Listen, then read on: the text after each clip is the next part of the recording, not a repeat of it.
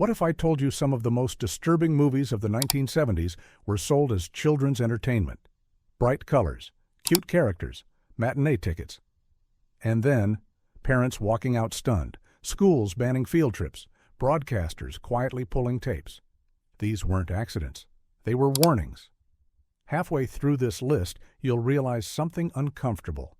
The problem wasn't that these movies scared kids, it's that adults didn't notice until it was too late. This one fooled everyone. Animation meant safe. Talking animals meant gentle. That assumption collapsed fast. When Watership Down arrived in 1978, it was marketed as a family-friendly animated adventure. Posters showed soft rabbits. Trailers leaned into nature and friendship. Parents bought tickets expecting something calm. What they got instead was raw, bleak, heavy. This movie did not talk down to children. It stared straight at fear and refused to blink. The story follows a group of rabbits fleeing their home, guided by visions and instincts they barely understand. On paper, that sounds like a fairy tale. On screen, it feels like a survival story with real stakes. Characters vanish. The tone is tense. The imagery lingers. Even the silence feels loud. In the United Kingdom, complaints came in almost immediately. Parents said their children were shaken. Teachers said kids could not stop talking about certain scenes. Some schools stopped recommending it. Some broadcasters moved it out of daytime slots. In parts of Europe, the film was restricted or temporarily pulled from youth programming altogether. And here's the part people forget. The filmmakers never said this was just for kids. The book it was based on was already known for being intense. But marketing departments saw animation and took shortcuts. That mistake followed the film everywhere. What makes Watership Down powerful is also what got it banned in places. It treats young viewers as capable of understanding loss, fear, and uncertainty. There is no soft filter, no safety net. The movie trusts its audience more than the adults who brought them. Over time, Watership Down earned respect. Critics reappraised it. Home video releases restored its reputation. Today, it's often praised as brave and honest. But back then, it was too much, too soon, for the systems that decided what children were allowed to see. And that's the truth. This wasn't banned because it failed. And it was restricted because it succeeded at something nobody was prepared for. It made people uncomfortable, especially grown-ups. Fantastic Planet looks like a dream you're not sure you should finish. Released in 1973, this animated film came from France and Czechoslovakia, and it brought a style that confused censors immediately. The colors were soft, the designs were strange, the pacing was slow and hypnotic. On the surface, it looked like art animation that might play well for curious kids. That assumption did not last. The story flips perspective. Humans are small, fragile, treated like pets. The world is quiet but tense. Nothing is explained clearly. You're expected to feel lost. For young viewers, that alone was unsettling. For adults in charge of programming schedules, it was a problem. In several countries, Fantastic Planet was blocked from children's television slots. Not because of noise or shock, because of mood. Officials said it was disturbing, confusing, and inappropriate for young audiences. Some called it harmful. Others simply said kids should not be exposed to ideas this heavy. And that's the key. This movie wasn't loud. It didn't scream. It whispered. And that whisper stayed with you. The animation style felt alive in an uncomfortable way. Creatures move oddly. Landscapes breathe. Nothing behaves the way you expect. For children used to clean heroes and clear lessons, this was something else entirely. There were no easy answers, no friendly guide. Broadcasters didn't know where to put it. Too animated for adult blocks. Too intense for kids. So in many places, they chose the safest option. They pulled it. Yet, like many films on this list, Fantastic Planet aged beautifully. Film historians now call it a landmark. Artists cite it as inspiration. Modern viewers praise its imagination and confidence. But in the 1970s, it broke an unspoken rule. Children's films were supposed to comfort. This one challenged. It asked viewers to sit with strange ideas and not look away. That made it risky, that made it banned, and that is exactly why it still matters. This one confused everyone in power, which is usually the fastest way to get something blocked. When the Magic Flute appeared in 1975, it was presented as something rare, a colorful fantasy, a musical story rooted in fairy tale tradition, an opera film that could finally bring classical stories to younger viewers. On paper, it sounded safe, almost educational. Then people actually watched it. The movie followed a familiar structure: heroes, trials, songs, strange creatures. But the tone was not simple. The imagery was symbolic. Faces stared into the camera. Moments lingered longer than expected. Instead of holding your hand, the film trusted you to keep up. That trust made some broadcasters nervous. In several regions, the film faced delays, limited releases, or quiet removals from family programming. Officials claimed it was confusing for children. Others said the themes were too serious. Some didn't explain at all. They simply moved it out of reach. What really happened is this. The Magic Flute didn't behave like a children's movie was supposed to behave in the 1970s. It didn't rush, it didn't simplify, it didn't shout its lessons. It invited viewers into a strange world and expected patience in return. For kids used to bright cartoons and clear jokes, this felt different. For adults deciding schedules, different meant risky. And yet, children who did see it often remembered it vividly. The sets, the music, the dreamlike mood. It stuck because it didn't talk down. It didn't treat imagination like something fragile. Over time, the bans quietly faded. The film was reintroduced. Critics praised its boldness. Teachers began using it as a gateway to music and storytelling. What was once considered unsuitable became respected. But that early reaction says everything about the era. Yet the Magic Flute wasn't blocked because it was harmful. It was blocked because it trusted young viewers more than gatekeepers were ready to. And in the 1970s, that alone was enough to get a movie sidelined. This might be the most misunderstood movie on the entire list. In 1972, another adaptation of Alice in Wonderland arrived. Same famous story, same familiar title, same expectation of whimsy and wonder. Parents assumed they knew exactly what they were buying. They did not. This version leaned hard into surreal visuals and exaggerated performances. The colors were intense. The pacing was odd. Scenes stretched. Characters behaved in ways that felt unsettling rather than playful. It wasn't violent. It wasn't loud. It was disorienting. And that's what triggered the backlash. In multiple countries, the film was pulled from family circuits or restricted after complaints. Parents said it felt wrong for kids. Broadcasters agreed. Some theaters quietly stopped booking it. Others added warnings or moved it to late slots. The problem wasn't the story. Everyone knew Alice. The problem was tone. This version did not soften the weirdness. It amplified it. Wonderland felt less like a playground and more like a maze. Children reacted strongly. Some were fascinated. Others were overwhelmed. Adults watching alongside them realized too late that this was not the gentle fantasy they expected. Censors struggled to categorize it. It was clearly based on a children's book. It was clearly musical, but it did not behave like a family film of the era. So instead of adjusting expectations, they adjusted access. Like many films on this list, time changed everything. Modern viewers see it as an experimental take, a reflection of early 70s creativity, something bold rather than broken. But back then, it broke an invisible rule. Children's movies were supposed to comfort first and confuse later. This one did the opposite, and once again, the result was the same. Not a loud ban announcement, just doors quietly closing. This one looked harmless. Medieval setting, colorful costumes, a famous fairy tale everyone thought they knew. And then the reaction came in waves. Released in 1972, The Pied Piper was promoted as a thoughtful children's fantasy with music and moral lessons. Schools showed interest. Parents expected a gentle story about promises and consequences. What they didn't expect was how heavy it felt. The film does not rush. It sits in silence. Faces linger.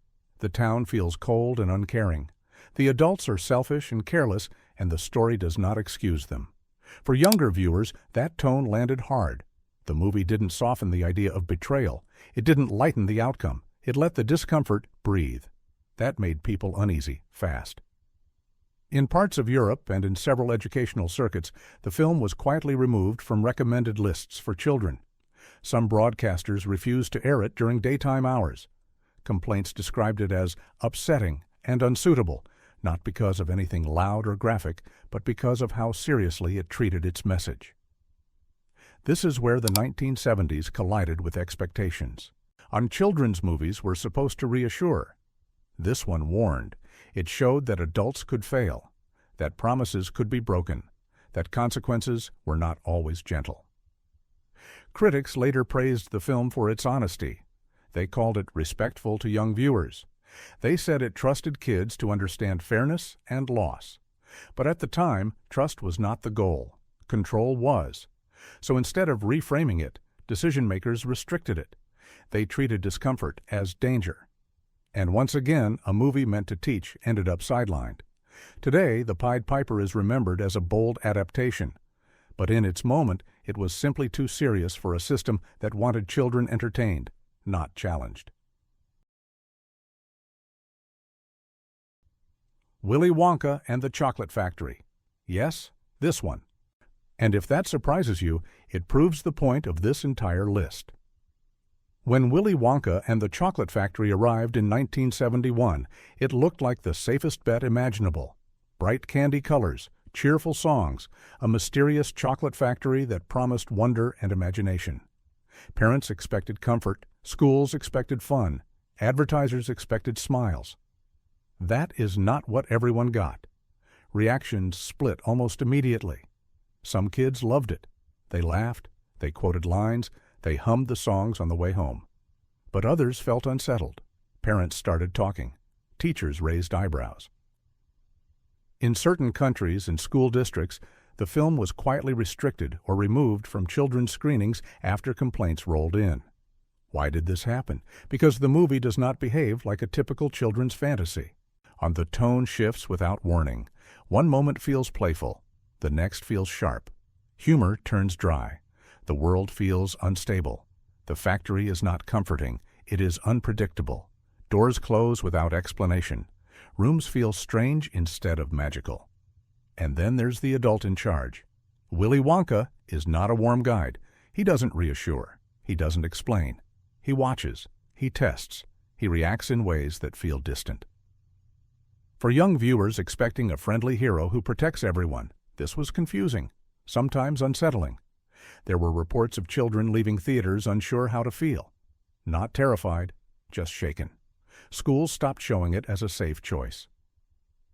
Some broadcasters delayed airings or added guidance notes. It wasn't officially banned everywhere, but it was absolutely restricted in places where adults decided it crossed an invisible line. And here's the irony. That edge is exactly why the film survived. Willy Wonka refuses to smooth out its message. Actions matter. Choices have results. Not everyone is treated the same. The world inside the factory follows rules you don't fully understand. That honesty felt too sharp for a children's movie in the early 1970s.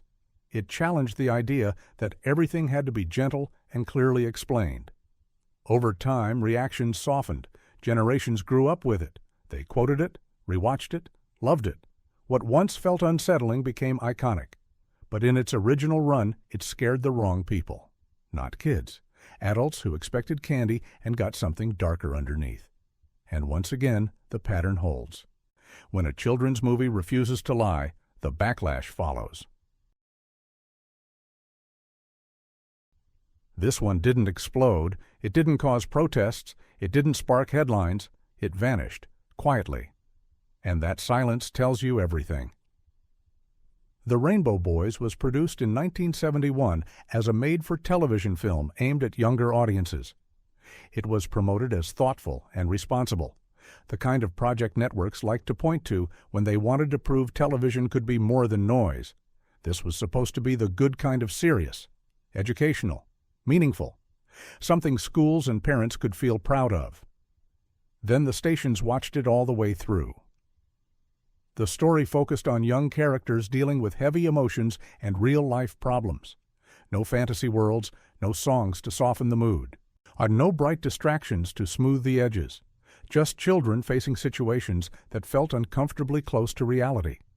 Conversations lingered, feelings weren't rushed, silence was allowed to sit. That alone was enough to make programmers nervous.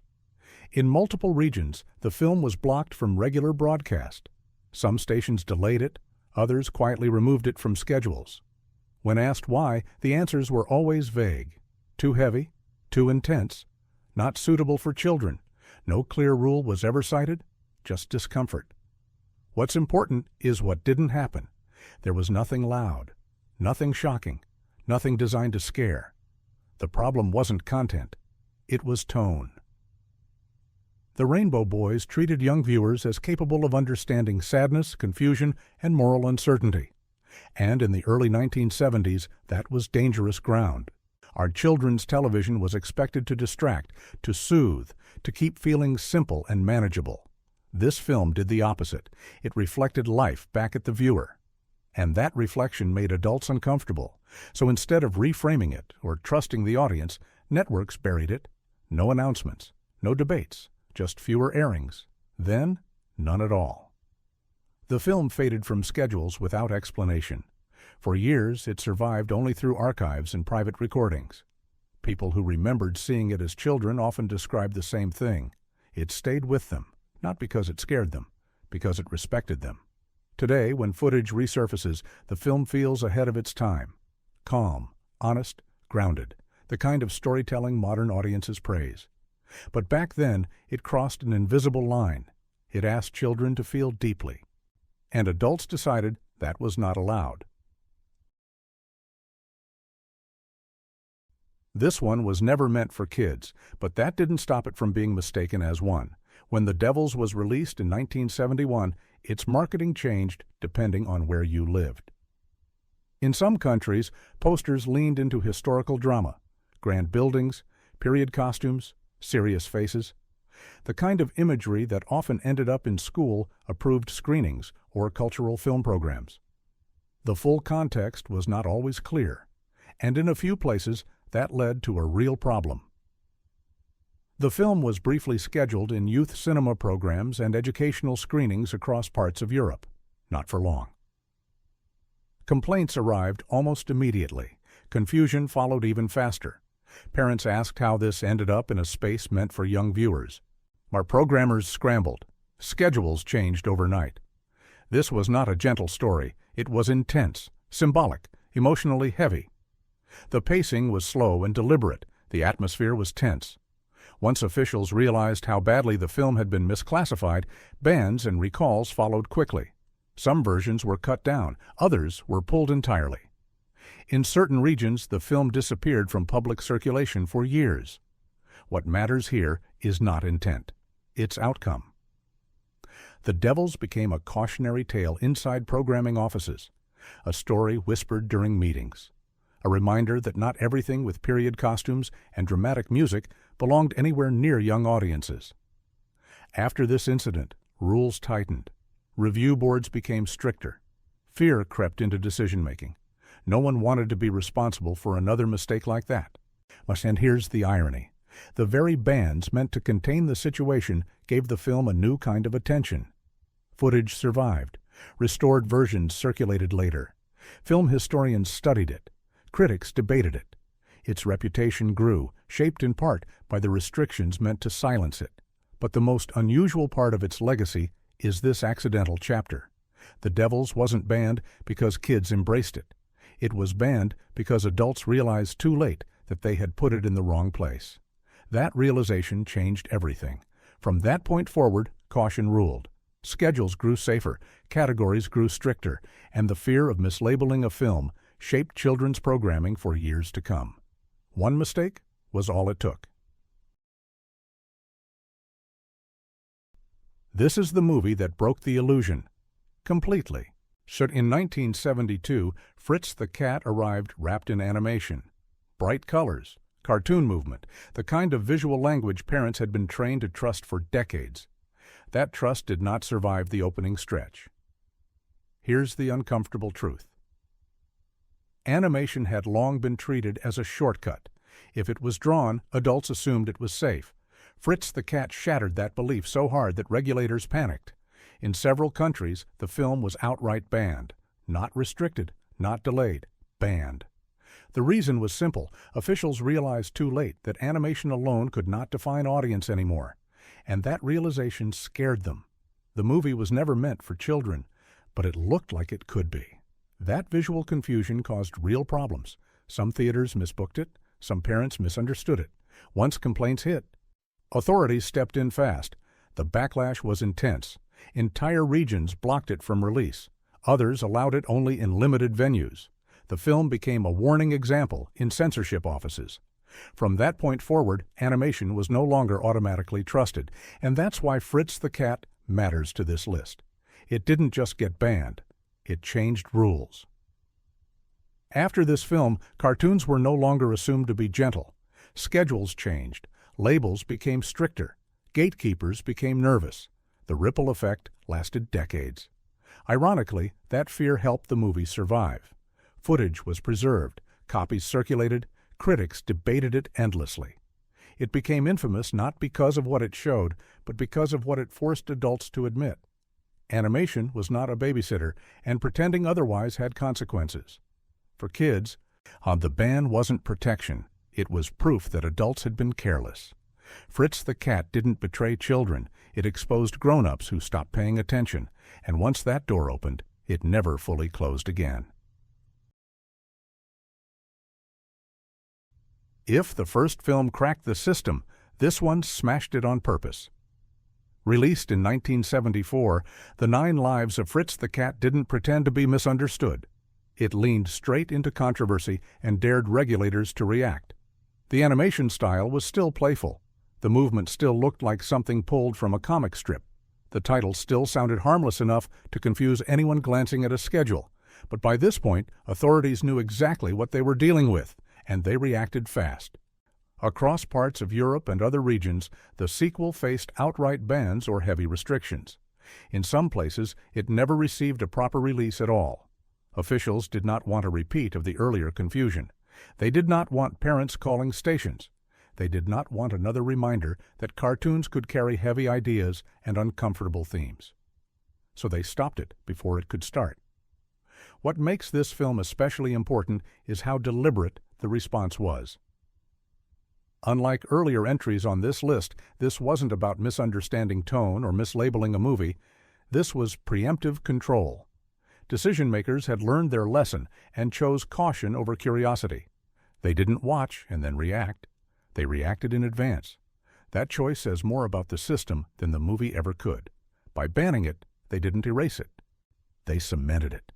The 9 Lives of Fritz the Cat became a symbol, not just of animation pushing boundaries, but of fear. Fear of mixed signals, fear of blurred lines, fear of audiences thinking beyond neat categories. Footage survived. Collectors preserved it. Copies passed quietly from hand to hand. Critics later examined it, not just as a film, but as a turning point. The conversation stopped being about one animated character and became about control, about who decides what young audiences can handle, about how quickly adults panic when rules stop working. And that's why this sits at number 1. This wasn't simply a banned children's movie. It was the moment the system admitted it didn't trust itself anymore. After this, rules hardened. Animation was boxed in. Children's media became safer, cleaner, predictable. Something was lost in that shift, and whether you see that loss as protection or overreaction depends entirely on which side of the screen you were standing on. So here's the real question. Were these movies wrong for kids, or were adults just afraid of what kids might understand? The 1970s didn't just give us strange films, it exposed how thin the line really was between protection and panic. If this list surprised you, say so. Share it. Argue about it. And next time someone says children's movies were safer back then, ask them one simple thing. Safer for who?